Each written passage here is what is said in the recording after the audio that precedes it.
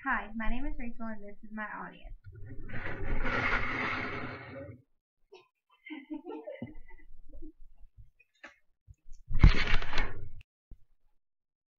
Did you know that high doses of PPD, which is found in box hair color, can cause severe allergic reactions and sometimes death? Even if you haven't, I'm sure we all know at least two people that have colored their hair. What most people don't know is that not all hair color is the same. As a professional hairstylist, I'm knowledgeable on hair dye, and I've also done some in-depth research to give you the most up-to-date information about box dye. Most people believe box dye is the quickest, cheapest way to give their hair some life. Maybe the quickest, but it definitely comes with a price.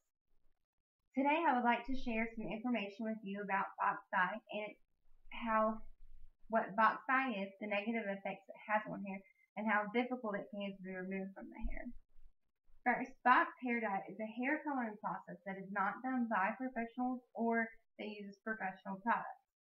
It contains excessive levels of PPD, metallic salts, and nitro dyes.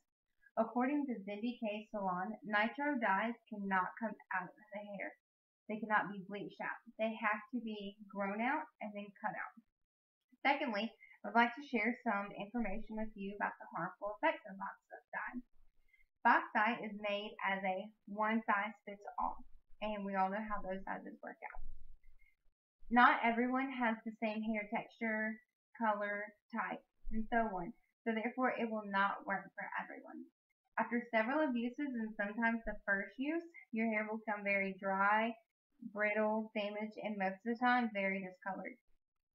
Especially when you are trying to cover up your new growth, which is your new growth is the roots that aren't colored that grow in. According to Organic Color System, they said, do you think that you can pair up a good box color for your new growth, a color to match the rest of your hair at the same time? We don't think so. Lastly, I would like to share about how difficult dye is to remove from the hair. What I've learned the most about clients in the past is how little they know about the chemicals and how the hair works with it.